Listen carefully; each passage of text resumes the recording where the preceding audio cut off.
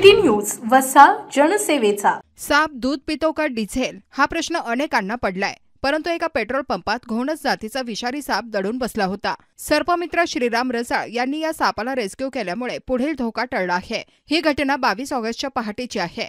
साप म्हणजे सरपटत येणारा मृत्यू असल्याची भावना असल्याने सर्वांची भांबेरी उडते। असाच घोणस जातीचा भला मोठा साप आरटीओ ऑफिस समोरील देवकर पेट्रोल पंपावरील कर्मचाऱ्यांना दिसला। या सापाने चक्क पेट्रोल पंपाच्या आत शिरकाव केला होता। सर्पमित्र रसाळ मॉर्निंग वॉक करून येत असताना त्यांचा दूरध्वनी खणखणला। त्यांनी लगेच घटनास्थळी येण्याचे सांगितले। सर्पमित्र एसबी रसाळ तत्काळ आल्यानंतर त्यांनी या घोणस जातीच्या सापाला रेस्क्यू केले आहे। या सापाला नैसर्गिक अधिवासात सोडून देण्यात येणार असल्याची माहिती निसर्ग पर्यावरण प्रेमी प्रदीप डांगे यांनी दिली आहे।